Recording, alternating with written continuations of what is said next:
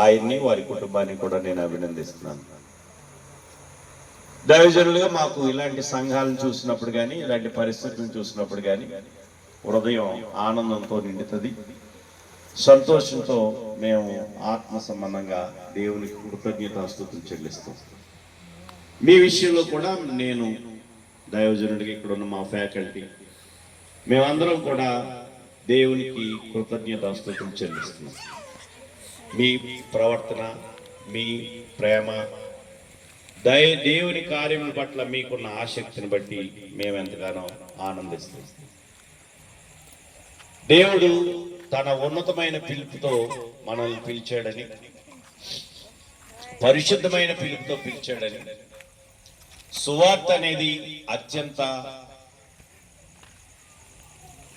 ముఖ్యమైనదని, ఉన్నతమైనదని, విలువైనదని, ఆ సువార్తే పిలుపు, ఆ పిలుపు ద్వారా మనం పిలువబడ్డాం, పరిశుద్ధపరచబడ్డాం, దేవుని కుమారులుగా చేయబడ్డాం అనేది దైవజనులు మాట్లాడారు. ఆయన యొక్క మాటలకి కొనసాగింపే నేను ఇంకొక 20 నిమిషాలు మీతో మాట్లాడతాను. ఎందుకంటే దైవజనులు చెప్పారు కదా 9 గంటలకే ముగిస్తామని. నేను కూడా 9 గంటలకే ముగించడానికి ప్రయత్నిస్తాను. అయితే దేవుని ఉన్నతమైన పిలుపును తగినట్లుగా ఉండాలనేది నా బోధ. తగినట్లుగా మొట్టమొదటిగా దేవుని ఉన్నతమైన పిలుపునకు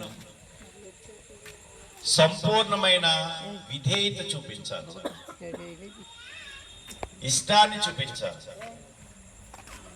సువార్త ద్వారా దేవుడు మనల్ని పిలిచాడు. అంగీకరిస్తే ఆ దేవుడు ఆ సువార్త ద్వారా ఏం చెప్పాడు దానిని హృదయపూర్వకంగా అవలంబించాలి. నేడు ఆ పాయింట్ సోదరులు కూడా జ్ఞాపకం చేశారు, నేను కూడా చెప్తాను. నేడు క్రైస్తవులు ఎక్కువ మంది ఎలా ఉన్నారంటే, నేను అనుసరిస్తున్నది దేవుడు అంగీకరించాలనే తత్వంతో ఉన్నారు.